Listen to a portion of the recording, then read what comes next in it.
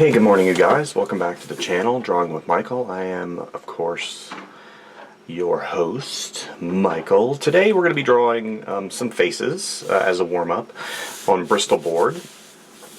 Today we're going to be using something a little bit different. Typically what I'll start out using would be either a col erase pencil, which is really smooth and it's got a nice feel to it and you can erase it, or I would move on to a Kohinoor woodless pencil made by Progresso. Actually, it's made by Kohinoor, but it's the Progresso woodless color pencil. And these are really good for sketching and stuff. And again, it doesn't really smear. Today we're going to be using the China marker. China markers are really good for doing rough sketches. Now, the material that they use, I believe, is a wax-based. The pigment's in a substrate, and the substrate would be the wax, so it's kind of like a crayon, but a little bit stickier. What I like about China markers is how dark they are, and they give you can peel back the paper, and it gives you a nice wide tip to deal with, and it's not really sharp. So this isn't really a detailed tool, but it's got like a really nice feel to it. And the problem is it's kind of messy. So it's not like charcoal, where charcoal is a powder base. This is more or less a wax base. So just remember that whenever you guys are using it. But I love using China markers because it gives you a nice feel for drawing drawing the characters, and you put down the line and it's got a nice dark line. So it just feels really good whenever you're drawing. I used China markers quite a bit whenever I did traditional animation in school. I like using them because, again, it's that feel of... Now, here's one of the things you have to worry about. See how the little string has got caught in there? It's causing some issues. So what you can do is you can either cut it, which I probably should do if I have any scissors. I don't have any scissors on me. So a lot of times I'll just press it in between my finger. My drawing finger right here. Okay, so what are we doing today? Oh, we're doing faces. Love doing faces. Just doing some rough warm-up faces. Some in profile. Kind of more geometric this morning. A little more geometric, which I like to do occasionally. So here we'll pull back this ear a little bit, give him a nice geometric shape to it.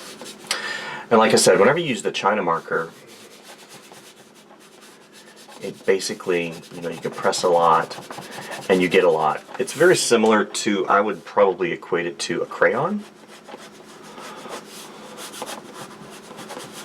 And I like, I like using crayons as well.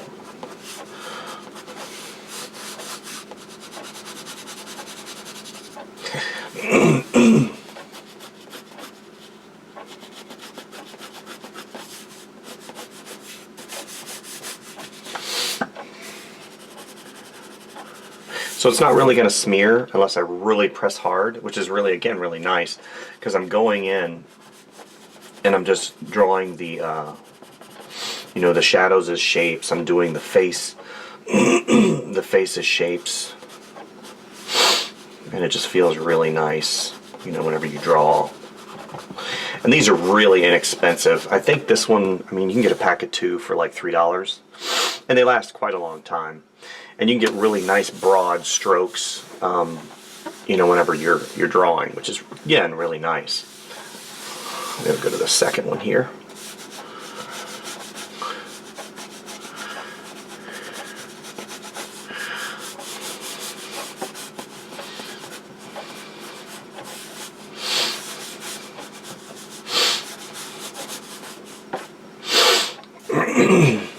Okay.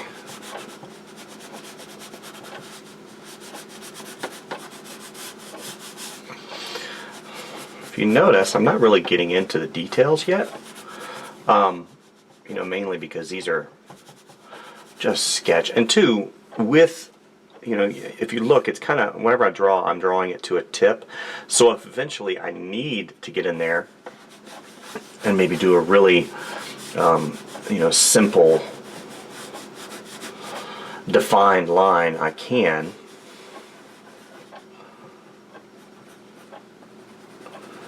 You know, because I've already kind of worked it up. And two, what'll happen is sometimes you'll have people that'll have sandpaper on the side and they'll sharpen it. But since this is wax, it would gum up the sandpaper. I don't recommend doing that. But yeah, so we're doing some faces this morning. Okay.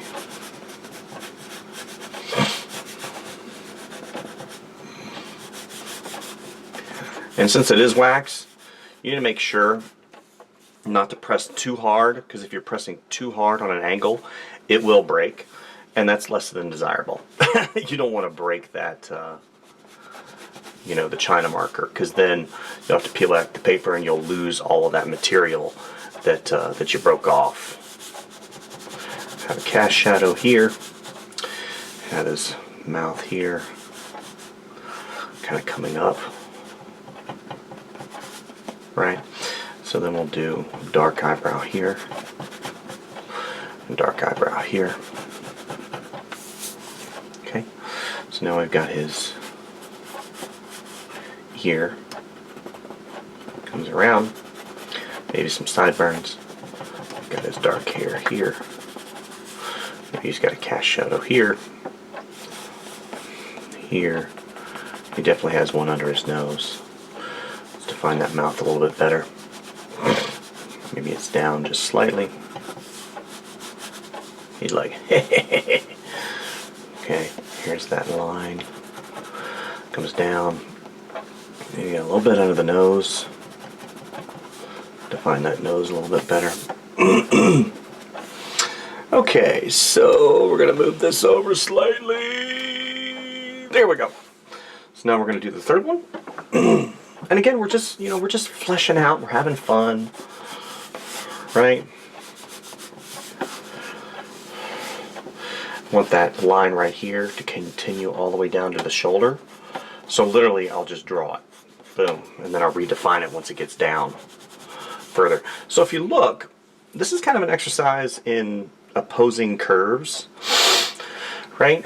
So we have this curve right here, then we have a curve right here, then we have a curve right here, and we have another curve right here. So we have one here, here, goes up, down, around, here.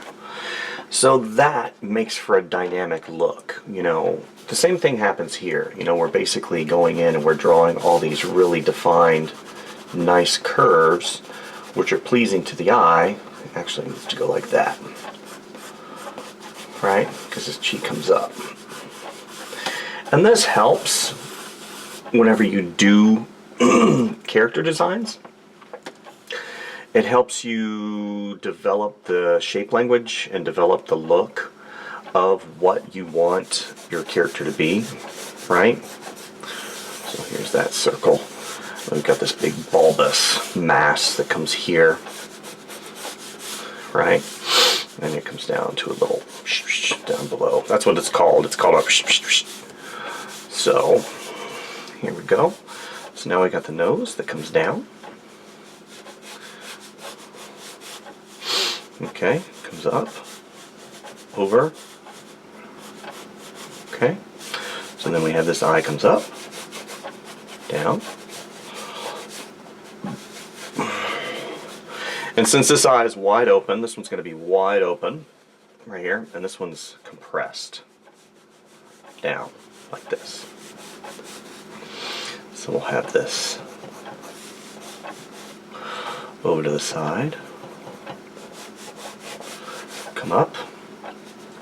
This one kind of sitting in that little pocket right there. So we'll come up, over, down. It kind of defines where stuff is.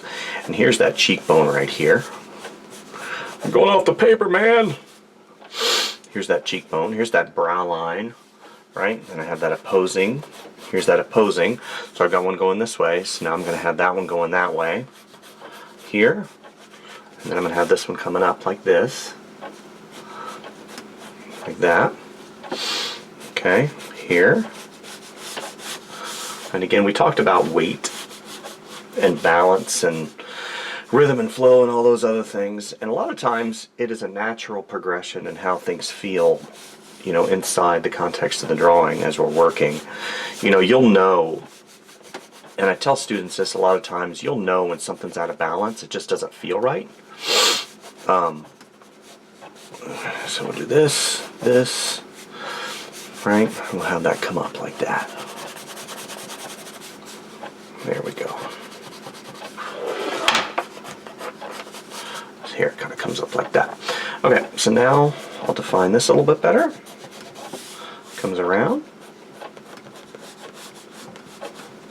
And again, that China marker, I can press really hard and I get that nice deep black, which is really killer.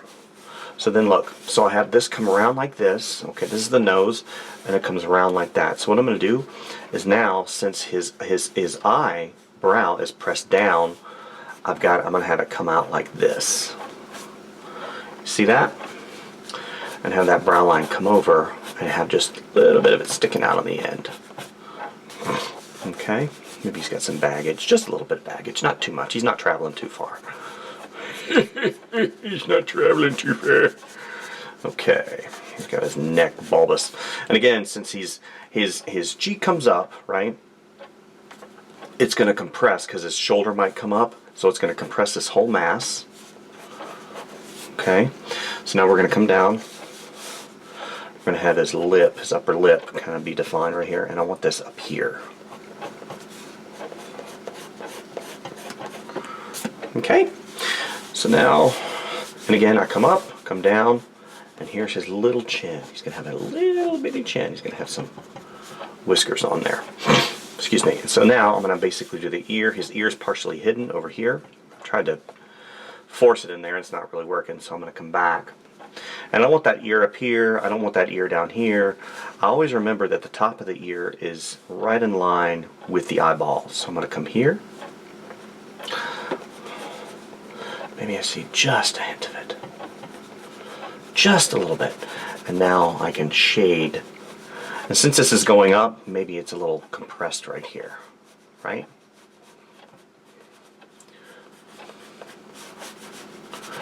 Color in his hair just a little bit. Okay, got some wrinkles up here maybe. And then maybe give him a little bit of a 5 o'clock shadow all the way across the entire, whoops, see that? Whoa, it slipped. It slipped out. Okay.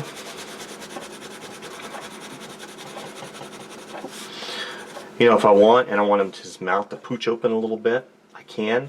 But I kind of like the simplicity of that, right? And here's his comes down, and his chin comes all the way down. Okay, so I think we'll do one more. Maybe two. Okay, so we'll move you guys over just a little bit. Maybe I'll do this just slightly. There we go, much better. Okay, so here is the next character face. We're going to get really simple with this one. So we're going to go out with a circle. Right? Go as simple as I can.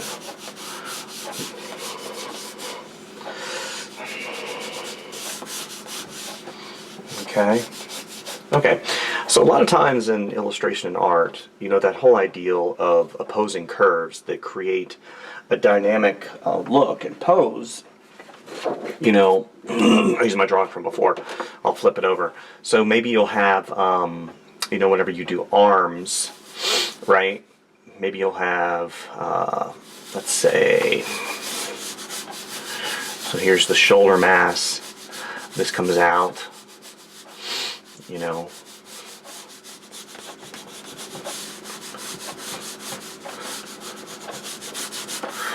Okay.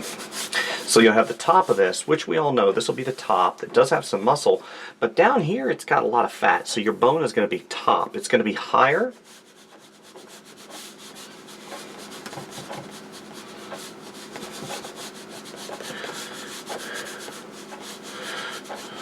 Not my best. And then maybe this. So you have these opposing, you have a curve on this side and it's straight on this side. So then, you know, since this side is where the muscle is, you'll have it here, and maybe this will go up. One complete curve. So if you look, this is where it shows the force, right? Maybe I've got the finger coming like this. And it goes like that. Okay? And you got these other fingers that wrap around underneath. But this right here is the defining, you know, these opposing curves create that really dynamic, you know, that dynamic look. So the same thing applies whenever I'm doing stuff like this underneath. Really pushed a bunch of crap onto here. So a really, you know, you have that curve here, and then you have a curve here, and then you got this nice curve right here. So we're going to draw our shape right here. We'll have our nose.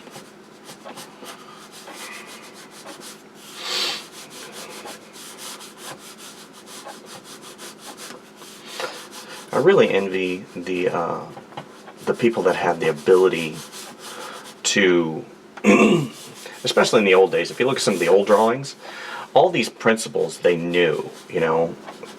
And nowadays, whenever I teach, there isn't a lot of self-motivation, you know, to improve, for one. And that of course is frustrating. I'm not, you know, I remember when I was in college, you know, I was at the library constantly, and you know, one, because it was a great place to sleep, haha, but the reality is I was there a lot learning, because we didn't have the internet back in the day, or you know, they didn't have the money to get the internet. You know, early in, you know, my early days in college, when I went to quote unquote real college. So we'll do this. You got that nice curve that comes around, and then he's got a little bit of hair over here, and that continues into the ear, which is really nice. And I was really motivated to learn as much as I could about what I was doing, because at that point in time, I had real aspirations to be, you know, to be a traditional animator. I wanted to be a traditional animator, you know, and it was kind of around that time where they had the animation evolution or revolution, you know, back in the 80s, when all those movies came out, and in the 90s, you know, Beauty and the Beast and some of those other ones. And I just loved animation. I loved everything about it. I loved the motion. I loved doing it. You know, I had the opportunity in college to do 2D animation, which I loved, but lo and behold, whenever I graduated, there was not an opportunity to do that. But I still gained all the information that I had when I was in the you know, in the library for all those Saturdays and all those Mondays and Tuesdays and late nights, and you know, learning about animation, learning about, you know, squash and stretch, and eventually I was able to put those into practice whenever I got into college, into Ringling, whenever I was at Ringling. But eventually, you know, when I graduated as an illustrator, I didn't get a job as an animator, and that was disappointing. So I've never stopped drawing per se. I've never stopped wanting to animate and do things, and I still do 2D animation occasionally. You know, I've got TV Paint and some of those other programs that, you know, as a digital artist, that we have access to. Okay, so there's that one. Like I said, I'm not going in, and I've said this before 100 times, I'm not going in and doing anything particular, and especially with a China marker, this isn't really conducive to doing detail work. You can do some detail work, but it's It's a great shadowing tool as well, so I can go in. String. Probably behooved me to cut that. Go in and just put in a whole bunch.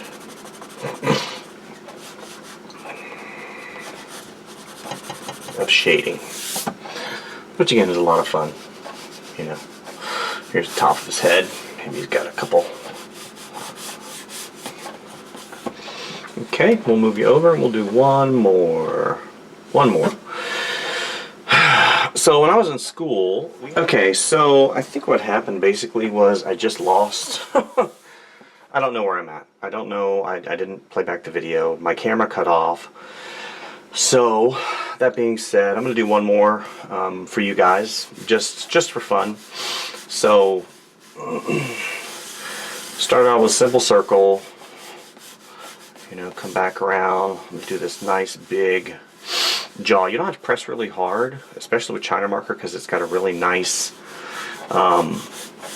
you know, nice mark to where you don't have to really press hard. You know, unlike like graphite, depending on what softness or hardness of graphite that you guys use. So yeah, I started out with my simple circle. Come back here. I'm gonna have, you know, maybe have a something like that. Come here. I'm gonna start doing the eyes.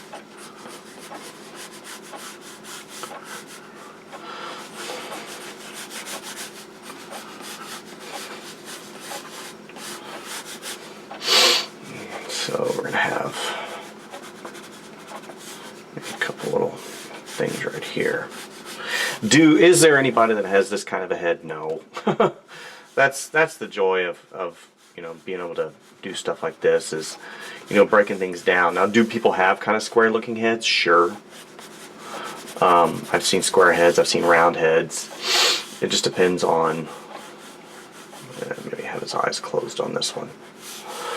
You know, having an indication of an eye right there.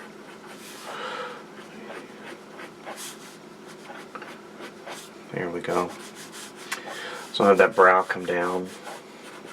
And again, the China marker is great whenever you want to put really broad strokes in and get a lot done with very little effort. I don't sit there and have to, you know, really press hard, because the China marker does a lot of the work for me. So there is a cheekbone here that I can draw in, but I'm not going to. I'm just going to have that continue on. Again, this is kind of a more of a cartoon than a realistic illustration. There's still a skeleton in there, but I'm not gonna go in and draw the bone structure. So this line right here can come down right to the top of the mouth, right? So then I put a little indication in, right like that.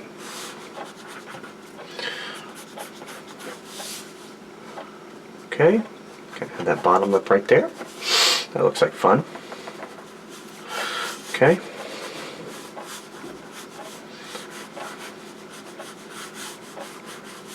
Nice. So then, got that opposing here. Basically goes all the way down. Comes around.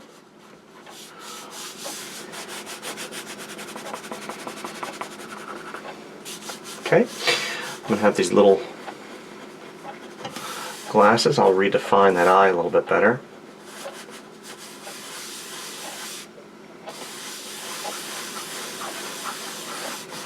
Here.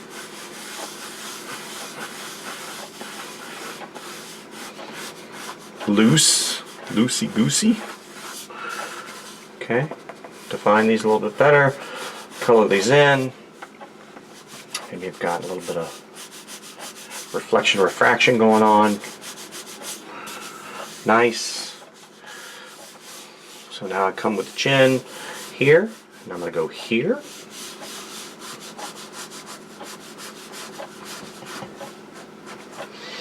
Just like that.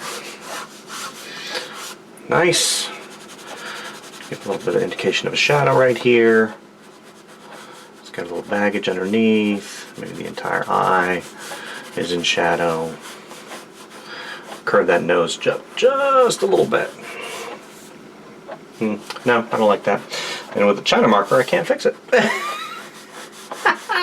So, what I didn't like about that was it was causing a tangent. I don't want the nose to form into the rim of the glasses.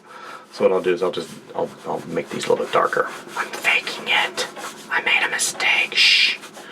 Don't tell anybody.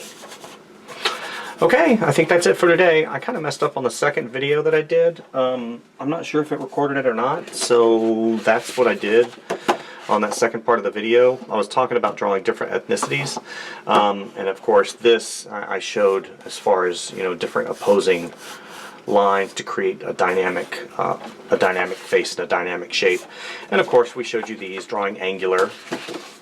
And finally this guy right here, which I think he's my favorite. See, we'll do this. You want to go like this, like that. Yeah. That's a lot of fun. So I think that's all I'm going to show you guys today. Thanks for visiting the channel. Like I said before, I am working on a longer illustration in and amongst everything else that I'm doing. And whenever I get done with that, I'll post. And today was the use of the black China marker that, again, is great for doing simple sketches and stuff like this. You can't really ink over it. You can't really use marker. If you want to use this as a base for a sketch, you'd probably have to take a picture of it or scan it in. I don't recommend using this as a base to really do a final, because you can't erase it. It is kind of messy and it repels water or any kind of alcohol base. So, you know, use it for rough sketch, maybe rough sketch animation, or you know, really rough character designs, because it's got just a great line stroke, and it fills in really quickly, which I love. So anyway, thank you guys for visiting the channel. We'll see you soon, and like and subscribe if you like what you see, and we'll see you next time. Thanks guys. Bye.